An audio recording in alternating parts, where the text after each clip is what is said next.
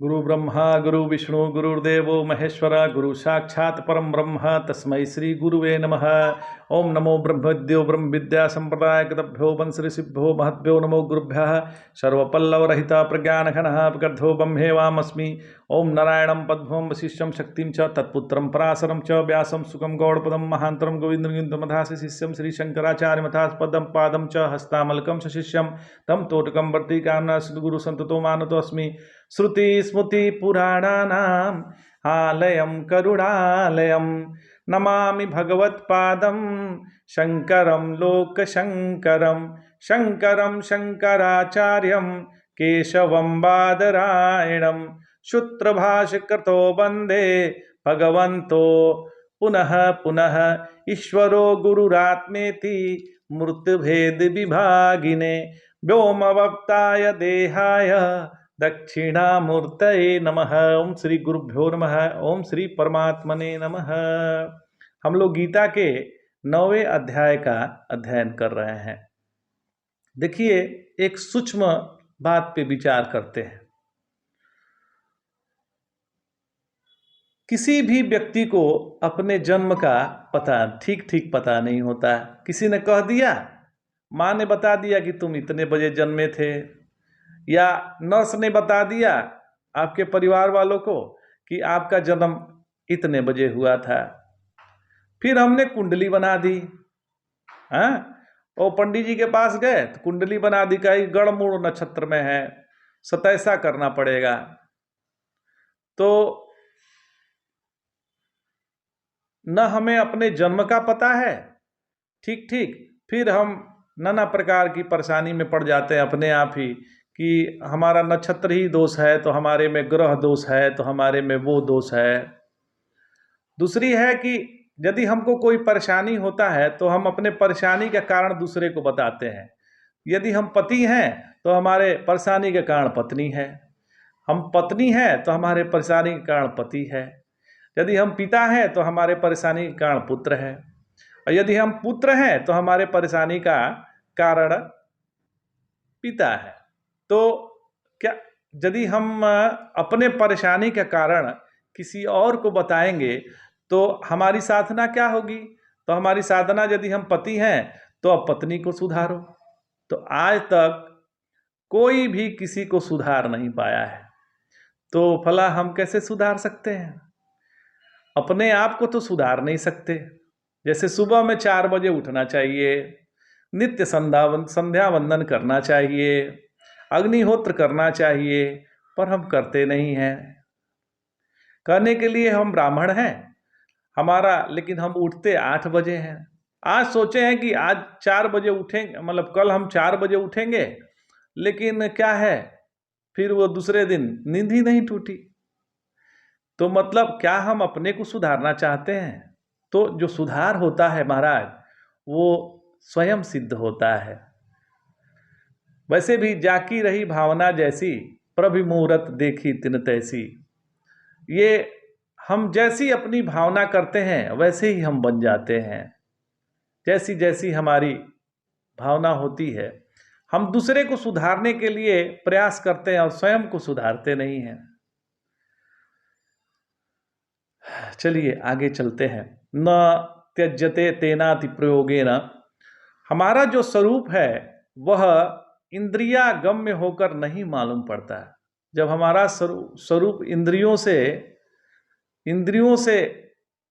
इंद्रियों में जब गमन करता है तो वो उसी में खो जाता है। वह श्रद्धा भक्ति से मालूम पड़ता है महाराज। स्वर्ग पर श्रद्धा करेंगे तो वह मरने के बाद मिलेगा।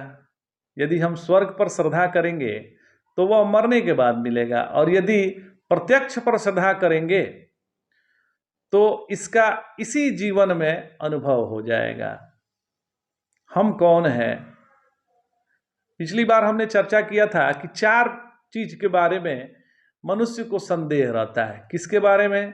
तो एक तो स्वयं के बारे में कि हम कौन हैं, फिर दूसरा संसार के बारे में कि ये संसार कौन है, फिर तीसरा संदेह रहता है कि ईश्वर कौन है, फिर 14 संदेह होता है कि ये आध्यात्मिक साधना क्या है या आध्यात्म क्या है, इसके बारे में हमें संदेह रहता है।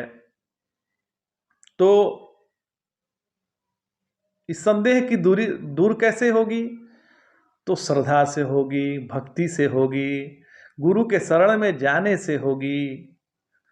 जब श्रद्धावंत होके हम गुरु के पास जाएंगे, सानिध्य में जाएंगे, वो भी तत्वनिष्ठ गुरु होना चाहिए, ब्रह्मनिष्ठ गुरु होना चाहिए, तत्वज्ञाता होना चाहिए, जिसका तत्व ज्ञान फलीभूत हो गया है। ऐसे तत्वदर्शी महात्मा के पास जाकर अपने अंदर प्रश्न है, जिज्ञासा है, उसको प्रकट करना चाहिए। तो तब जाके श्रद्धा करने से स्वयं का ज्ञान प्रत्यक्ष हो जाता है। तो न च मत्सानि भूतानि पश्य में योग महेश्वरा यत्सानि सर्वभूतानि। कैसी अद्भुत भगवान ने कही है बात। भगवान कह रहे हैं अलंकार की दृष्टि से इसमें विरोधाभास है, और पहली की दृष्टि से अलंकार भी है। मत्सानि सर्वभूतानि न च मत्सानि सर्वभूतानि, यह विरोधाभास हो गया। एक बार कहते हैं कि यह संपूर्ण प्राणी पदार्थ मुझ में है। भगवान ने कहा कि ये सारे जो प्राणी पदार्थ हैं, ये भी जो भी द्रष्टव्य हो रहा दिख रहा है, वो सब मुझ में है। और एक बार कहते हैं कि यह संपूर्ण मुझ में नहीं है। परमात्मा को प्रकट करने के लिए परस्पर विरुद्ध और धर्म का निरूपण करना पड़ता है। जब वही सब है तो साकार भी है, निराकार भी वही है, सगुण भी वही है और निर्गुण भी वही है। आदि शंकराचार्य भगवान कहते हैं सत्यम ज्ञानम अनंतम नित्यम निराकाशम परमाकशम माया कल्पितम नानाकार मनाकरम भुवनाकरम। फिर तुलसीदास जी कहते हैं निर्गुण सगुण नहीं कुछ भेदा, भीतर होना बाहर होना, पास भी होना और दूर भी होना, हिलना भी और न हिलना भी। परमात्मा में सभी बातें विरोधी होकर भी ठीक ठीक बैठ जाती है। हालांकि ये सब परमात्मा की तो विरोधी है, लेकिन इसको परमात्मा भी कह सकते हैं।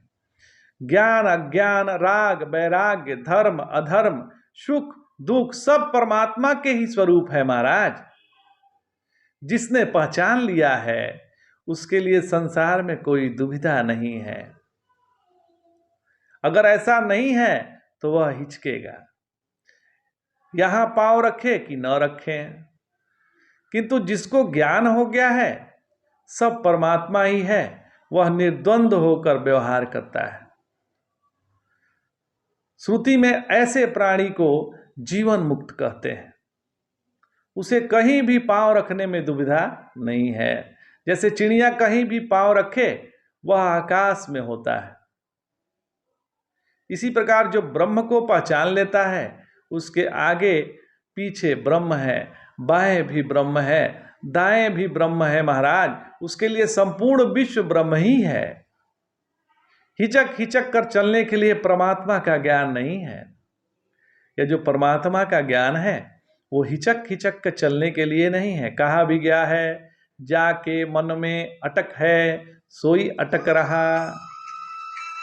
जाके मन में अटक है वही अटका हुआ है महाराज, और कोई दूसरा नहीं अटका हुआ है। ब्रह्मवेद ब्रह्मविद भवति, ब्रह्मवेद ब्रह्मविद भवति। तो यह संपूर्ण विश्व सृष्टि परमात्मा का स्वरूप है। इसमें अटकिए मत महाराज, लटकिए मत, इसमें कोई खटक मत रखिए। निर्द्वंदो न्यस्तस्थो। इसी प्रकार जो ब्रह्म को पहचान लेता है उसके आगे ब्रह्म है, पीछे ब्रह्म है, बाएं ब्रह्म है, दाहिने ब्रह्म है, उसके लिए संपूर्ण विश्व ब्रह्म हो जाता है। हिचक हिचक कर चलेगा तो पांव फिसल जाएगा। हिचक कर चलेंगे तो पांव फिसलने का डर रहता है, कहीं गिर न जाए, परमात्मा को देखिए और चलते जाइए, चलते जाइए।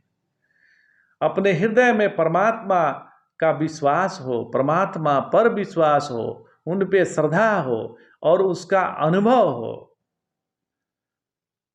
मत्सानि सर्वभूतानि, भूत कहने का एक अभिप्राय होता है पंचभूत, पृथ्वी, जल, अग्नि, वायु और आकाश, ये पंच महाभूत हैं।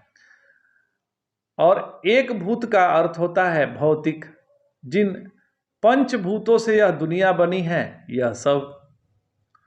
तो एक और भूत की बात आपको हम सुनाते हैं। कोई तांत्रिक शमशान में मुर्दे पर बैठकर कोई सिद्धि कर रहा था। उसने देखा कि कोई बारात आ रही है, गाजे बाजा बज रहा है और बड़ा कोलाहल है। उसने सोचा कि मैं तो एकांत में साधना कर रहा हूं और वह क्या है। उसने अपनी साधना बंद कर दी। परिणाम यह हुआ कि बारात, गाजे बाजे, हो हल्ला आया भी समाप्ति हो गया। इसी प्रकार एक और घटना याद आती है।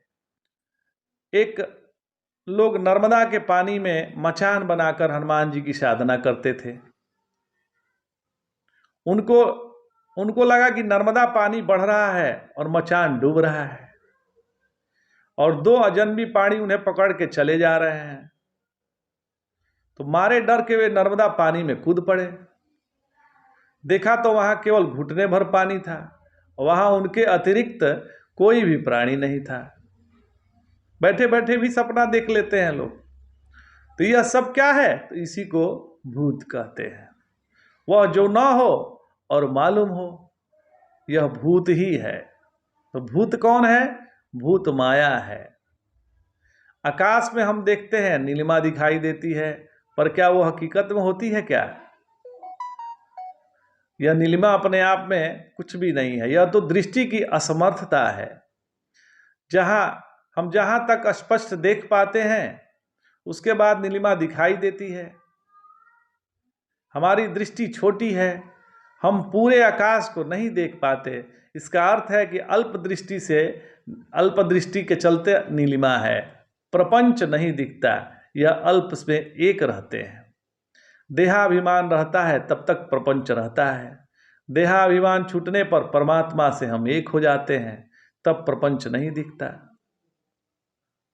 तब हमारी प्रपंच का दर्शन नहीं होता। मत्सानि सर्वभूतानि, तो सब मुझ में है परंतु मैं उनमें, सब मुझ में है परंतु मैं उनमें हूं, ऐसी बात नहीं है। इसका आधार आधेय भाव बोलते हैं।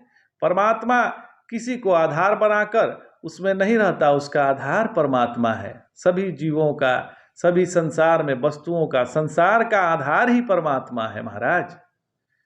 आज इतना ही। जय जय शंकर, हर हर शंकर।